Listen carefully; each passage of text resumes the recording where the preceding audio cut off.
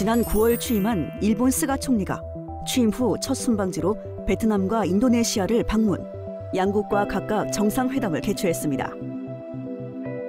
이번 순방을 통해 스가 정부는 주요 협력 파트너인 아세안과의 협력을 공고히 하고 이를 통해 중국을 견제하는 외교정책 방향을 제시했다고 볼 수 있습니다.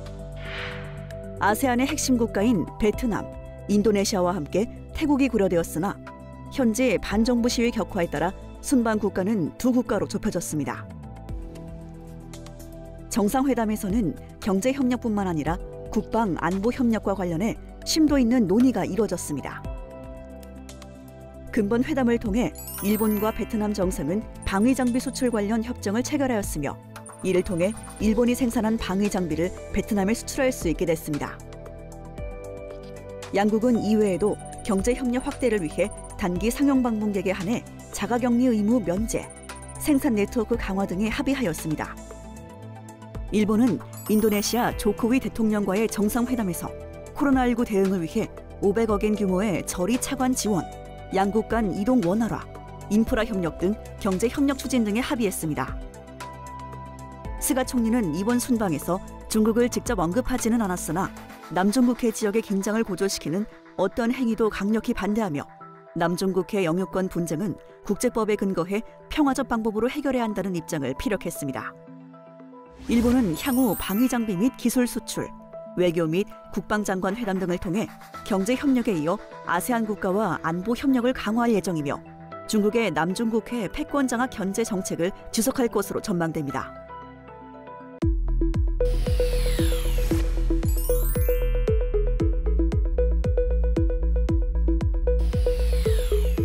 중국이 내연기관 자동차를 점진적으로 퇴출하고 전기차 등 신에너지차를 지속 육성하는 정책을 발표했습니다.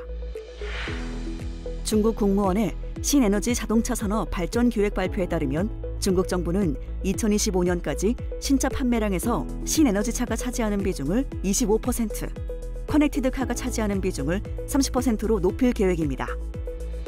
또한 2030년에는 신차 판매의 신에너지 자동차 비중 40%로 커넥티드카 비중을 70%로 끌어올리겠다고 밝혔고 2035년까지 공공부문 상용차의 내연기관 비중을 0%로 떨어뜨리겠다고 선언했습니다.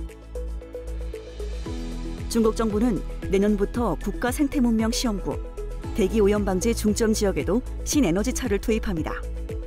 신규 구입되거나 교체 대상인 버스, 택시, 물류 차량의 80% 이상을 신에너지차로 채운다는 계획입니다.